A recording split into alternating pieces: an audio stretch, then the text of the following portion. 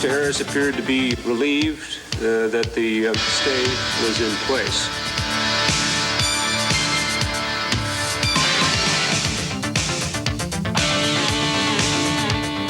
I'm going to remember Larry with a smile on his face. For me, it was somebody to do something with. That's my son.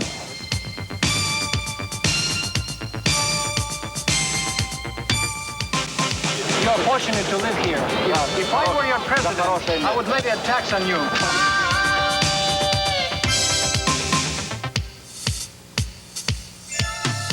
Hi there, any comments at all? No, I've instructed him not to say anything.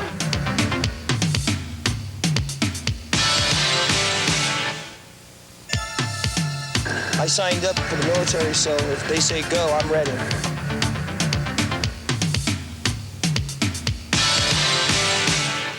Suspect emptied the revolver, firing 6 shots. 4 of them hit Deputy Bush, killing him.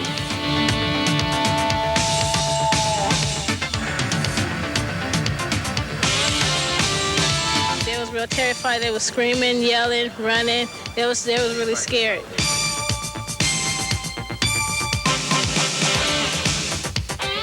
Piscolini, 87,344, 49.6%.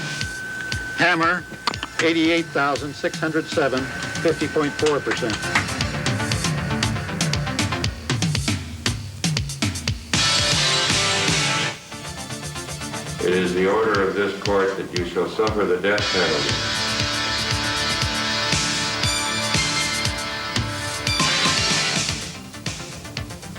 Hello, everyone. I'm Doug Moore. I'm Maggie Skura, and welcome to our special look back at the year 1990. Sometimes it's only when we pause for a moment to reflect that we realize that a lot has taken place during the past 12 months. 1990 was certainly an eventful year for Santa Clara County. San Jose elected a new mayor, while the mayor of Sunnyvale elected to plead no contest to a charge of child molestation. This year, we officially became the largest city in Northern California, as more and more people make San Jose their home. But the number of people without real homes, those forced to live on the streets, also increased. 1990 saw San Jose awarded a professional hockey team, but it was an icy reception from voters in November that killed plans to build a baseball stadium for the Giants in Santa Clara. Of course, national and international events also had a big impact on our lives. The year began with local soldiers returning from Panama. 12 months later, men and women from our area were still being sent to the tense Persian Gulf. But we begin our program closer to home with a look at what 1990 meant to San Jose. We call our first segment Changing City.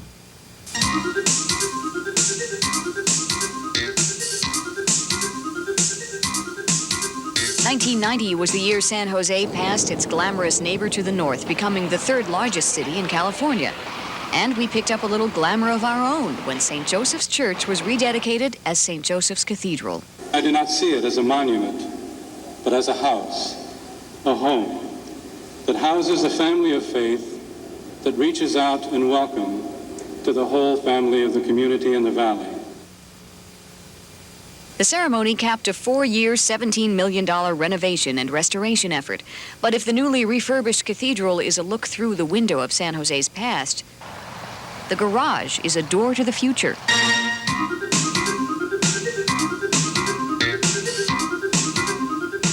The garage is an appropriate name for a project that's still in the works. This sample display, which opened in October, will whet the appetites of electronics enthusiasts until the permanent high-tech museum opens in 1994. The opening of the Children's Discovery Museum in June ensured that a whole new generation of Silicon Valleyites will visit and enjoy downtown San Jose in a whole new way. Because the water, it goes under there, picks it up, and just keeps on coming up. It's real cool. What some adults consider a purple blot on the skyline also represents another big trophy in the city's heroic efforts to revitalize its downtown core.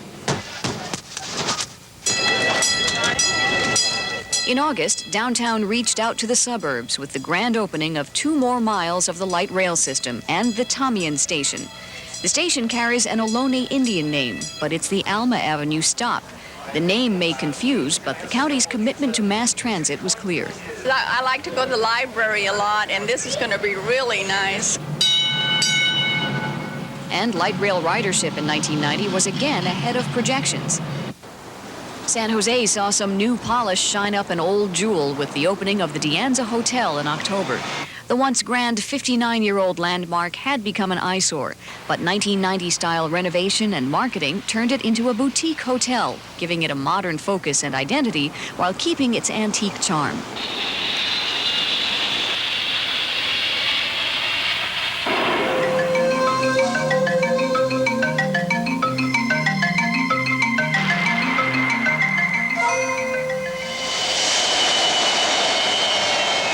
San Jose International Airport finally came up to date when it opened Terminal A in February and traded in those old tarmac stairways for modern jetways, with the first of what will eventually be 3 new terminals. I can't help but believe that this is going to do wonders for the San Jose community. And by October, the terminal was going international when American Airlines announced a San Jose-Tokyo route. But while San Jose Airport was flying high, Reed Hillview was laid low by a crash in May. Again, the airport was besieged with demands for its closure by angry neighbors. We need to have a curfew on the planes. That has been proposed before. Sure, I'm concerned about the safety issue, but gosh, I mean, there's over 1,000 airplanes on this airport, and you just got to think, gosh, where are they going to go? Some suggested they go here to Moffett Field, after the Pentagon put it on a list of bases considered for closure. After a year of debate, Moffett's future is still in limbo, to be decided by a federal commission next year.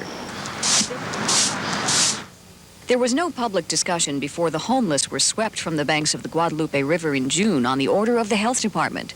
If they've seen 100 rats down here, how come I've been here 2 years and I haven't seen them, and I haven't seen them down here looking for the rats either? The homeless may not have seen any rats, but they smelled one. The city might be using the idea of a rat infestation as a good reason to get the homeless people out of the river. Construction on that general section of the Guadalupe River Park is set to begin next year. Pigs didn't prove any more popular with city officials than rats. Fans of the domestic pot-bellied pig squealed when the city council said no pigs in San Jose city limits. But in November, it was the council that was handed some embarrassing limits when the voters approved a 2-term limit that will sweep out all members but one at the end of their current terms. As state government retreats from their responsibilities, headlong retreat, I could probably add. But this is the man who is making the biggest change at City Hall simply by leaving it. After 8 years of leading the city through the upheaval of redevelopment, housing booms and busts, a $60 million bond loss, and the ongoing battle to make sense out of transportation chaos, Tom McEnery is stepping down. He declined to back any of the candidates who scrambled for his job, even when the race came down to 2. I've been very consistent with respect to my position on growth. In response to that, let me say, Frank, that you just can't hide behind the big lie. Blunt attacks like that and a very aggressive ad campaign may have given Susan Hammer the edge, but Election Day came and went without a winner. It was the absentee votes that gave Hammer the mantle, if not the mandate. I don't think this is a divided community, and I certainly will begin tonight making phone calls, and will continue throughout the weekend of people extending my hand and saying that we have a great 4 years ahead of us, and there are big issues to work on in the city of San Jose, and we all got to get together to do it. This KNTV special presentation of Santa Clara County 1990, A Year of Change, is part of a series of special programs of interest to our community, brought to you by companies that care. FMC, building pride in our community, building defense systems for our country. CalPac Roofing, the re-roofing experts for the Bay Area. By Wolf Computer, your business and personal computer source.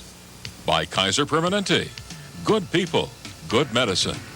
And by Lockheed, giving shape to imagination.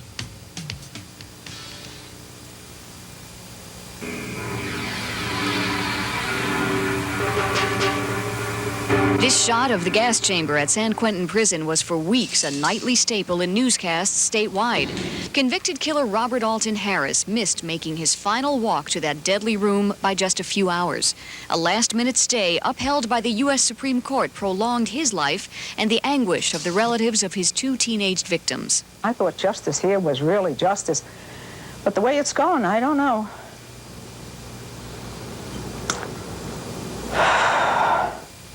he's guilty. This is, you know, he's done this crime. Let's get this over with. Let's do something with him. Let's not waste any more taxpayers' money. Harris is back on death row indefinitely, awaiting a review of whether a 12-year-old psychiatric evaluation at his original trial was adequate. Robert Richards sobbed in court as he explained how almost everyone in his immediate family had been viciously murdered 19 months ago by his son-in-law, Ramon Salcido. By my daughter sodomized. My God. What a horrible thing.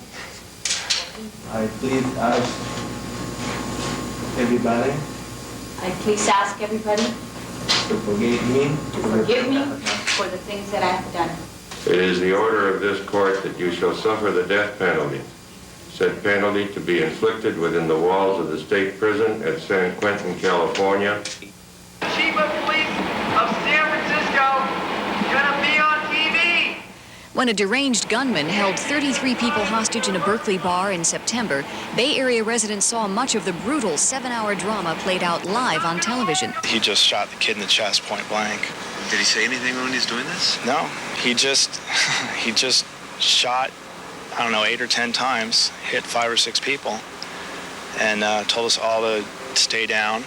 The gunman, Mehrdad Dashti, killed 1 student and wounded 6 others before he himself was gunned down by the police who stormed the building.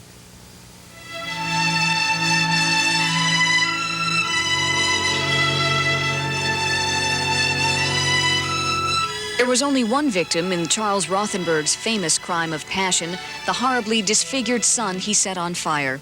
Rothenberg was paroled from the California men's colony in January, but a few months later, he was back behind bars for lying to his parole officer. Soon after, his son David took legal steps to change his last name.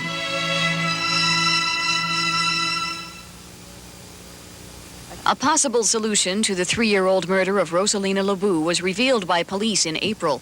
They claimed the photo drive-up clerk was stabbed to death by the husband of a co-worker. The suspect's 2-year-old son allegedly witnessed and remembered the bloody crime. It's one of those things that is terrible. We don't know what trauma it might have caused mentally, but apparently recalled the incident and told other people about it. Another death that shocked the community happened on the Mount Pleasant High School campus in May. Everyone's in shock. We can't comprehend that something like this could just happen out of the blue. What happened was that a 14-year-old student, Larry Brown, was shot to death as he talked with friends. The 16-year-old who allegedly fired the gun will stand trial next year as an adult.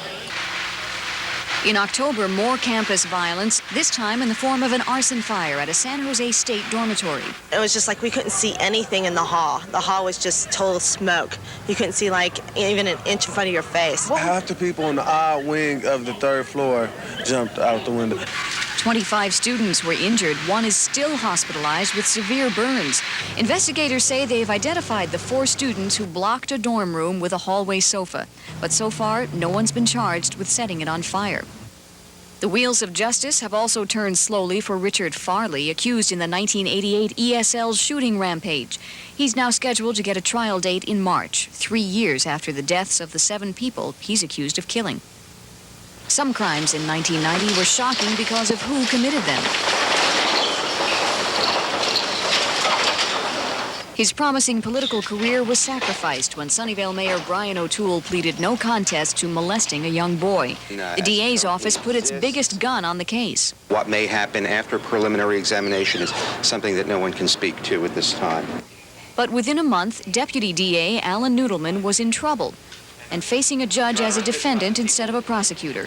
San Jose police claim to have videotaped him buying stolen antiques in a deal made in this Los Gatos parking lot. The guy's a good lawyer, because this is going to ruin his career, win, lose, or draw. Within 2 months, Noodleman had resigned his post.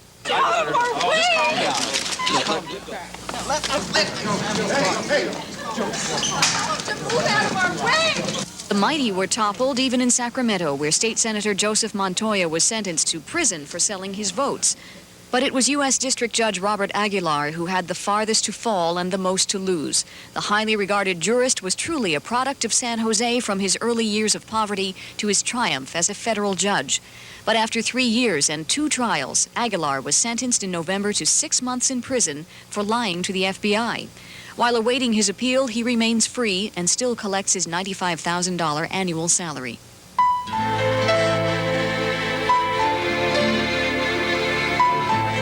It was a criminal's bullet and not a scandal that brought down another respected man. Sheriff's Deputy Paul Robert Bush was killed in a gun battle after pulling over a car on a San Jose street. He left behind a wife and an 8-month-old son. 1,800 law enforcement officers honored Deputy Bush at his funeral.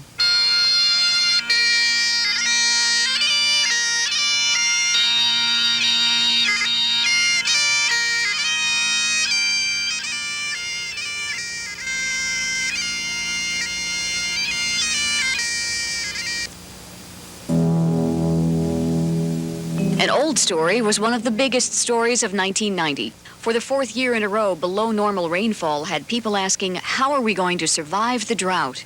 We have all got to pitch in. This drought is affecting the entire state from Eureka down to the Mexico border. And within your own water district, each water district knows how much needs to be conserved in order to have a safe amount for next year, and every person has got to do their part. Butterfield says runoff the past 4 years has been 40% of normal. As a result, groundwater supply is drying up rapidly as farmers pump new wells to irrigate crops. Reservoirs are also being sucked dry. Mandatory water rationing was imposed for a 2nd year in Santa Clara County. While most of us realized the importance of conserving water, apparently not everyone has gotten the message. People watering their lawns when it's raining, running down the gutter, washing the gutter. I've got a great videotape with the guy next door doing that. But the extremely dry conditions in the hills and mountains of Northern California created a very dangerous situation. California's dry enough. With 4 years of a drought right now, your brush and timber and heavier fuels are extremely dry. They're stressed. A lot of oak trees are starting to die. A lot of your pines are dying. If you look around, you'll see a lot of big limbs off of oak trees laying down there. And all we need is one little start off the side of a road, faulty piece of equipment starting to fire, and we are going to have major fires this year, I can guarantee it. Summer lightning strikes ignited several fires in and around Yosemite National Park. More than 20,000 acres of timber and brush went up in flames. The park was forced to close for 10 days in August, the busiest time of the year for Yosemite.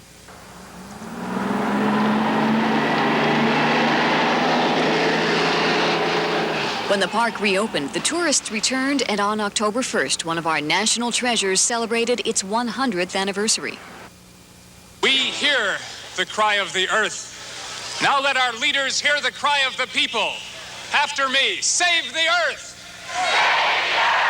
Another celebration, this one on April 22nd, was billed as the largest event in human history. 200 million people worldwide took part in Earth Day activities. At Plaza Park in downtown San Jose, people talked about protecting the environment. I think we need to plant more trees because without trees we couldn't really live. I mean, a lot of things in the environment are essential to our living. It happened halfway around the world, but it was a story that affected all of us. On August 2nd, Iraq invades Kuwait and Saddam Hussein becomes a household name. Here at home, the first place the Persian Gulf crisis registers is at the gas pump. Prices soar. But is it Hussein or the oil companies holding us over a barrel? We're glutted with gas. Don't give me that. I know differently. Any little excuse to raise the price. The world condemns Iraq, and President Bush orders a massive U.S. show of force. We signed up for this thing, and we're preparing to do it. 2 companies from Fort Ord are sent to Saudi Arabia. Men and women who have no idea when they will be coming home. Just want to spend as much time with my family as I can, and just hopefully we'll get over there safely and do what we have to do. The president even calls up the reserves, some from our own area.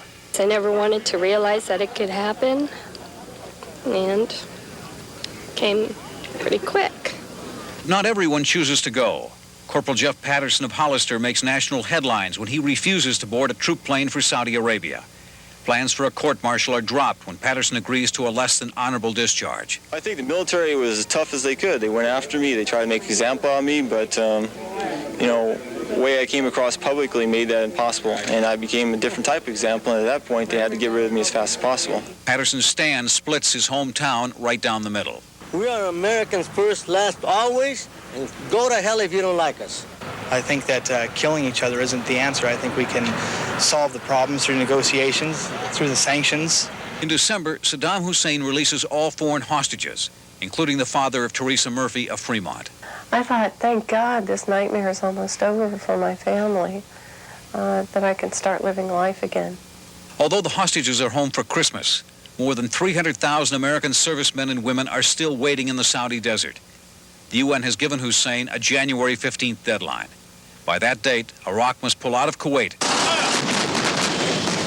or perhaps face a military conflict that few want to see.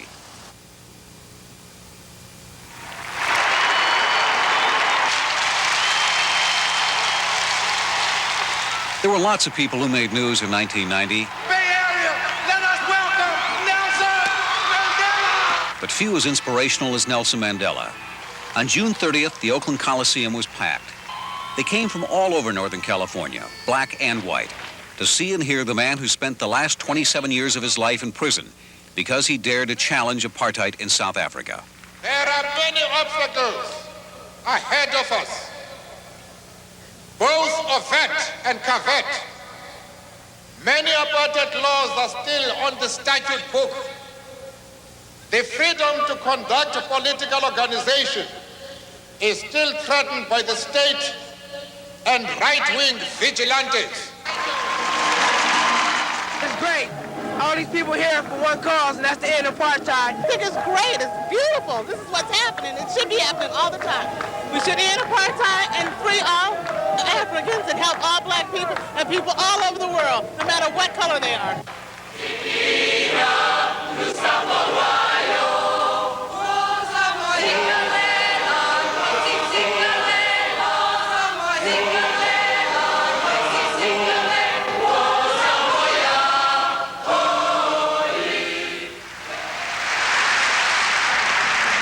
An enthusiastic welcome also greeted Mikhail Gorbachev when he came to the Bay Area. He spoke to students at Stanford University, challenging them. Your generation will not only be creating a new world, but will also live in it. Much of it will certainly be different from whatever we can imagine now, and from even what I've been saying to you here from this rostrum. The challenge is to make sure that people in that new world live a better life in greater freedom. Faster than you can say perestroika, it was time for the Soviet leader to leave. He was only here a couple of days, but Gorby let it be known that he thoroughly enjoyed the Bay Area. You're fortunate to live here. We know that. If I were your president, I would levy a tax on you for the good place you live in. When you waited 25 years to see this man, 2 days is nothing. It wasn't Gorby she was talking about, but rather Paul McCartney.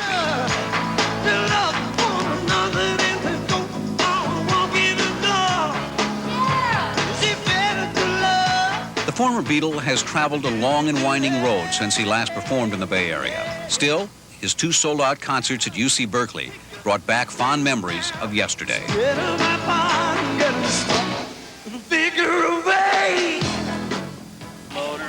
Oh, here we go. Come on. One of the biggest stories of the year involved a 45-ton humpback whale that beached itself near Candlestick Point. To everyone's surprise, it turned out to be the same confused whale that got lost in the San Francisco Bay Delta 5 years ago. But when he returned this week and got stuck, hundreds turned out to help an old friend in trouble. I guess I have a soft spot for whales, save the whale kind of an attitude. So curiosity probably more than anything brought me out. I think it's good. It's a good way of bringing people together. It's a community of people with common interests. Humphrey's rescue was such a big deal that several of the television stations covered it live. Even the networks were here to capture the event. Yeah, we just spotted Humphrey up ahead of us here, about 500 yards. All hands keep a sharp lookout. When last seen, Humphrey was headed out to sea, perhaps content after having made another big splash with the people of the Bay Area. If she would have kept her mouth shut, you know, none of this would have ever happened. Even though she's not very big, no one stood taller in 1990 than C.W. Roddy. She challenged the drug dealers in her community of East Palo Alto. They shot up her house, even wounded her, but she refused to back down. In November, the FBI honored her with a special citizenship award. Thank you very much. Among our newest citizens is little Lisa Kelman. Born a little after midnight on January 1st, she became Santa Clara County's first baby, not only of 1990, but of the decade as well. Another kid who couldn't wait to get on with life was Matthew Cunha. His parents were rushing to the hospital, but only made it as far as San Jose Fire Station number 18, when Matt decided to make his debut. Doorbell rang, floor watch went up, and he answered the door.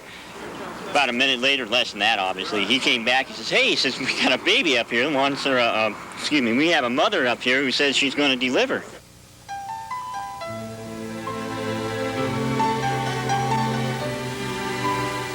This year, we also lost some good friends. There was Ryan White, the young boy who became a man and challenged those who would discriminate against someone because they have AIDS. He just acted like there was nothing wrong, and he was like a normal kid, and you know, that was good for all of us, you know, that I think that helped some people to accept him more. Skyline pigeon fly towards the dreams you left so very far behind.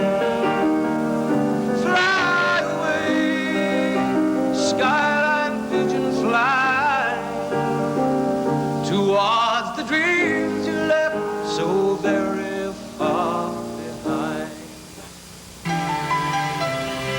We also said goodbye to Herbie Lopez, Alex Vlahos, and someone who brought out the kid in all of us, Jim Henson.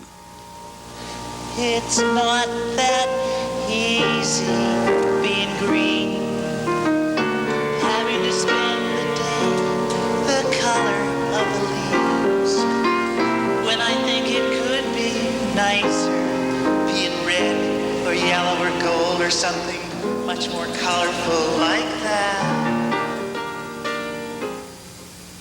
Hello and welcome back to our look back at the year 1990. You know, for San Francisco 49er fans, 1990 ended the same way it began, with talk of another Super Bowl. With a review of the top local sports stories of the year, here's the San Jose News Channel's sports director, Bob Stepanich.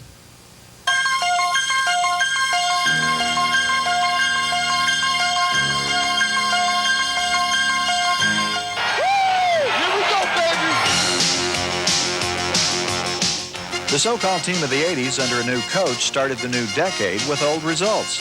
The San Francisco 49ers captured a record-tying fourth Super Bowl title with a convincing 55-10 win over the Denver Broncos. And we have one hell of a football team, and I love you, God bless you, and thank you for being world champions. Meanwhile, on the other side of the bay, a battle cry from the past was heard. But we're back, and we're going to win this year, no matter what anybody says. Wrong on both counts. 41-year-old Lyle Alzado would not return to the Bay, nor would the Raiders. In fact, no move at all. No Irwindale, no Sacramento. The Raiders would keep that Hollywood look. South Bay football was defeated too. Mayor Tom McEnery's efforts failed to bring a team to San Jose from the new International League. Even so, minor league hoops did find a home in the South Bay. The San Jose Jammers of the CBA completed their first season with a trip to the playoff semifinals. With a poor start, though, the following year, the Jammers canned their coach, local guy Corey Russell. Meanwhile, the San Jose State Spartans welcomed new head coach Stan Morrison. The battle cry, "Stand by Stan," echoed through the new event center, bringing new life to Spartan basketball. But college basketball took a life in 1990 when Loyola Marymount All-American Hank Gathers collapsed on the court. The entire nation rallied round the little Loyola team all the way to the regional finals in Oakland. I know he's listening. I just love him so much. And I'm gonna miss you, Hank.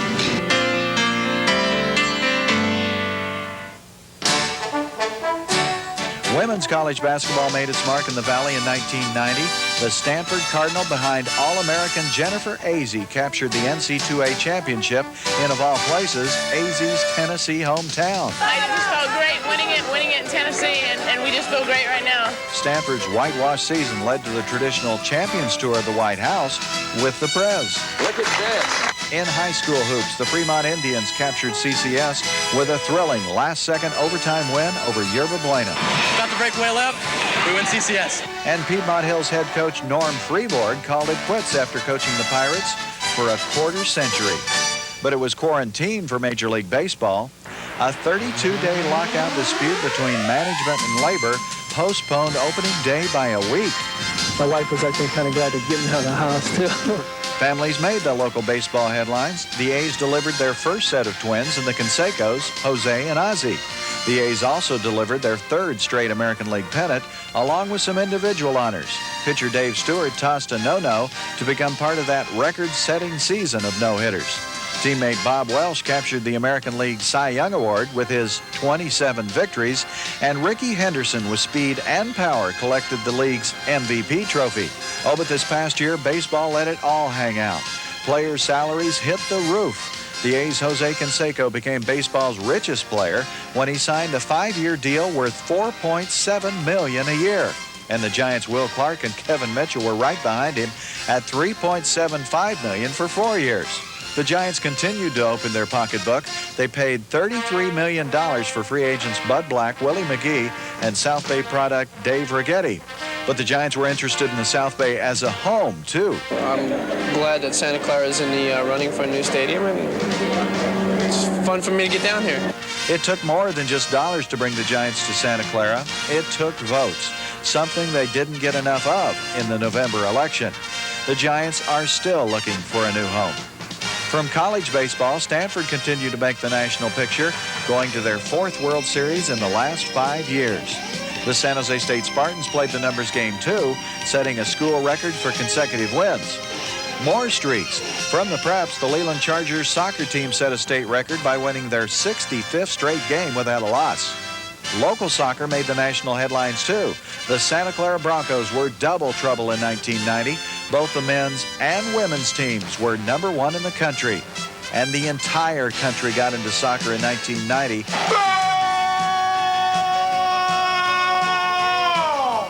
Team USA qualified for the World Cup for the first time in 40 years. 3 Bay Area Blackhawks made that team that included Fremont's golden boy, John Doyle. You know, on a world stage in front of the world press where, you know, millions and millions of fans are watching that we can play soccer here in America. From high school football, it was all Bellarmine in 1990. The Bells went undefeated on their way to a CCS title. College football made a splash, too. San Jose State fired its longtime coach, Claude Gilbert, and former Spartan and Cal assistant Terry Shea took over in the spring. In a season that could have easily ended in disaster, ended in delirium with a Big West championship and the Cal Bowl victory. We've fought through it, Bob, and everything we've earned, we deserve. It's been tremendous.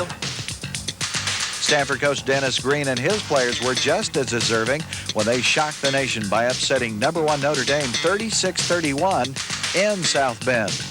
The Cardinal played another heart-stopper in mid-November. Stanford beat Cal with a short kick and a long kick to beat the Bears in the final 12 seconds in maybe the biggest big game of them all.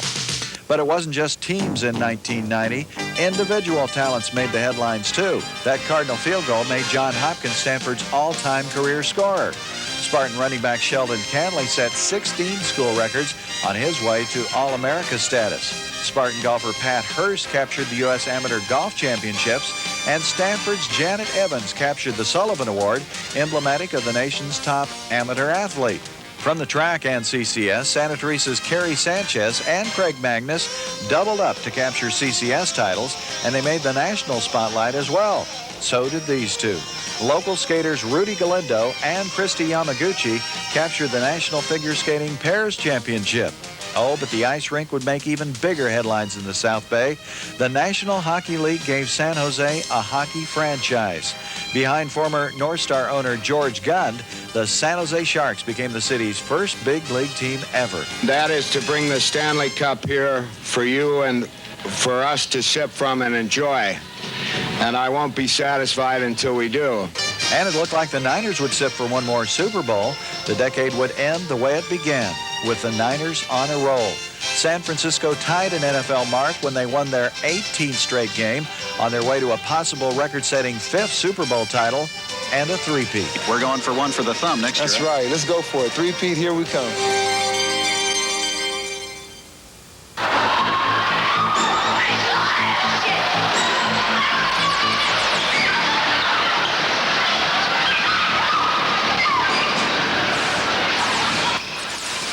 We learned in 1990 that the earthquake was not over in 15 seconds.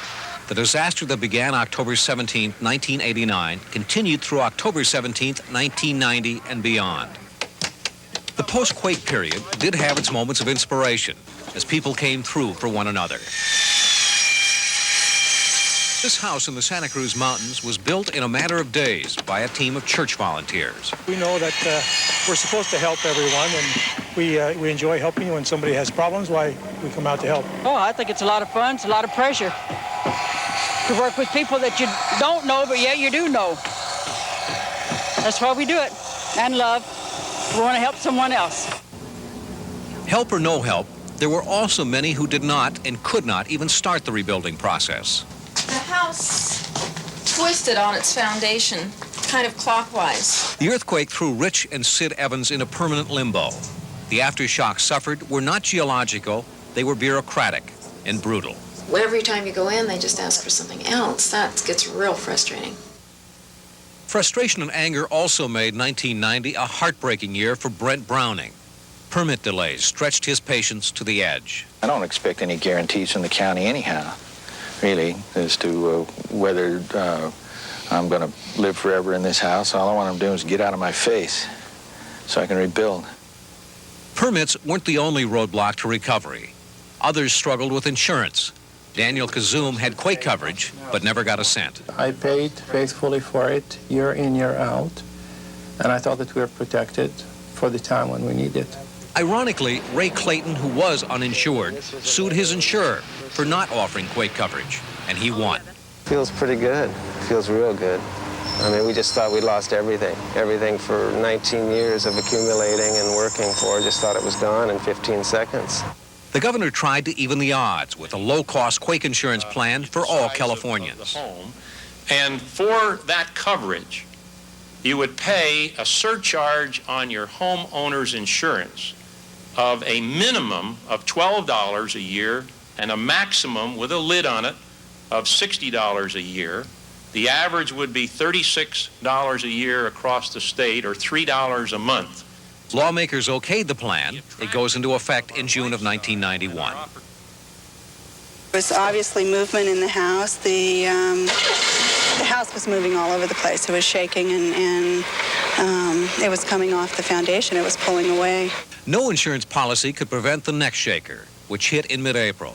Not a single quake, but a swarm, centered near Watsonville. We're finding some older homes off their foundations, chimneys falling through the roofs of some of the houses. Generally, it doesn't appear to be as bad as the October earthquake, but there is sufficient damage. Scientists pegged the 9 shakers as aftershocks of the Loma Prieta quake and predicted more would follow, all of which rattled nerves. At one school, counselors had kids draw pictures about their fears.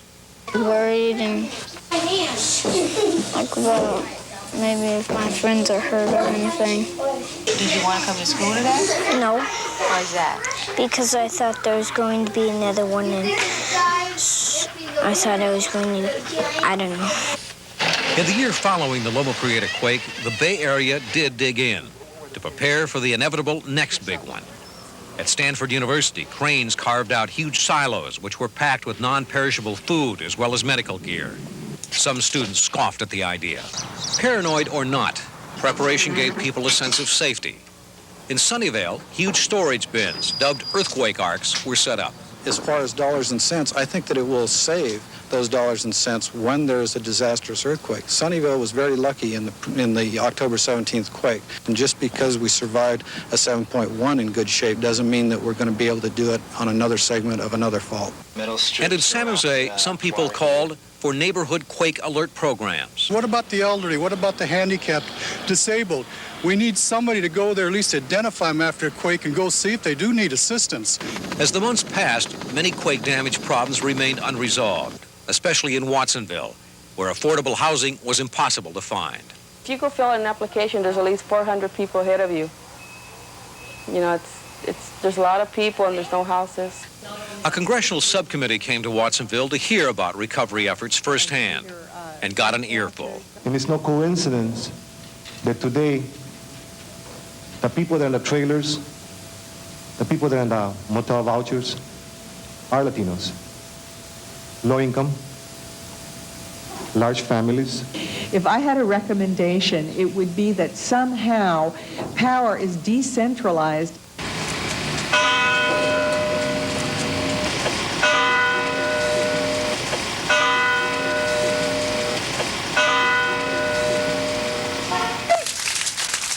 As October 17, 1990 came around, the one-year anniversary, our earthquake memories were jarred once again. For some, the memories carried deep pain. Colleen Crosby owns the Santa Cruz Coffee Roasting Company. 2 of her workers died in the quake. I'll be glad when the 17th is over with, too, because it's hard going throughout the day. You know, I'm looking forward to a walk on the beach.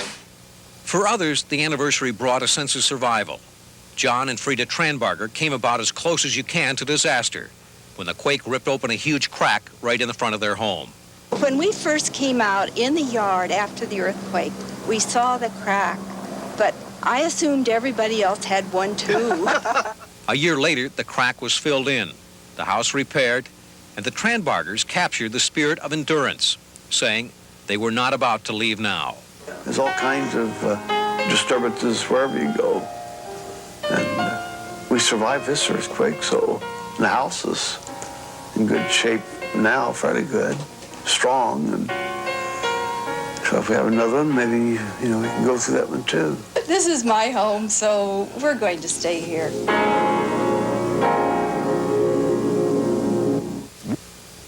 This KNTV special presentation of Santa Clara County, 1990, A Year of Change, has been brought to you by companies that care in our community. Lockheed, giving shape to imagination. Kaiser Permanente, good people, good medicine. By Wolf Computer, your business and personal computer source. By Calpac Roofing, the re-roofing experts for the Bay Area. And by FMC, building pride in our community, building defense systems for our country. We hope you've enjoyed our program. Of course, 60 Minutes is nowhere near the time needed to review all of the important events of the year. But hopefully, we touched on most of the big stories you'll remember when you look back on 1990. 1990 may be history, but it's really just the beginning of a new decade. The events of the past 12 months may go a long way in shaping San Jose and Santa Clara County during the 90s and well into the next century. I'm Maggie Skura. And I'm Doug Moore, and thanks for watching.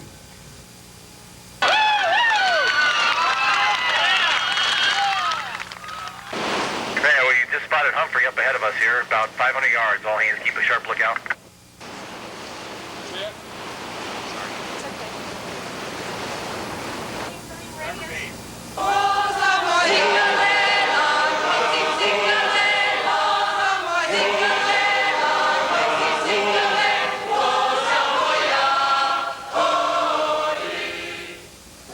I do not see it as a monument, but as a house, a home, that houses a family of faith that reaches out in welcome to the whole family of the community in the valley.